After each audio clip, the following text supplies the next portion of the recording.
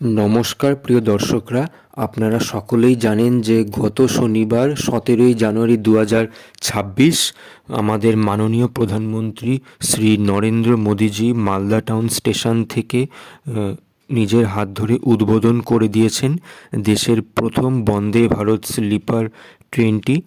এবং এই ট্রেনটিতে হচ্ছে সেই দিন উদ্বোধনের দিন ডিনার, লাঞ্চ এবং ইভিনিং স্ন্যাক্সে কি খাবার দিয়েছিল সেইগুলো আপনাদের সাথে শেয়ার করতে চলেছি। আসুন এবং শুরু করা যাক। প্রথমে আমি আপনাদেরকে ডিনারটা আমি দেখাতে চাইছি, তার কারণ ডিনারের খাবারের টেস্ট আমার অন্যান্য অন্যান্য লাঞ্চ এবং ইভিনিং স্ন্যাক্সের থেকে খুবই ভালো লেগেছিল। তো প্রথমে আপনাদেরকে দেখাচ্ছি ডিনারে কি দিয়েছিল। ডিনারে দিয়েছিল একটা হলুদ রঙের রসগোল্লা, আলু ফুলকপির তরকারি, মটরশুঁটি দিয়ে পনিরের তরকারি, আচার এবং তার পাশে আরেকটা এক্সট্রা আচার দিয়েছিল, মুগের ডাল, একটা মোটা 2 পিস পরোটা এবং ভেজ ফ্রাইড রাইস। একদম পুরো নিরামিষ খাবার ডিনারে দেওয়া হয়েছিল উদ্বোধনের দিন।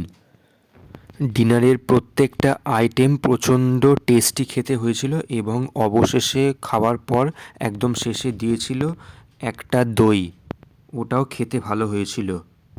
এইবার আসি লাঞ্চে কি দিয়েছিল। লাঞ্চে দিয়েছিল একটা প্লেন রাইস, ভেন্ডি আলুর তরকারি, পালং পনিরের তরকারি, মুগ ডাল, 2 পিস পরোটা, 2 পিস লঙ্কা আর একটা শনপাপড়ি মিষ্টি।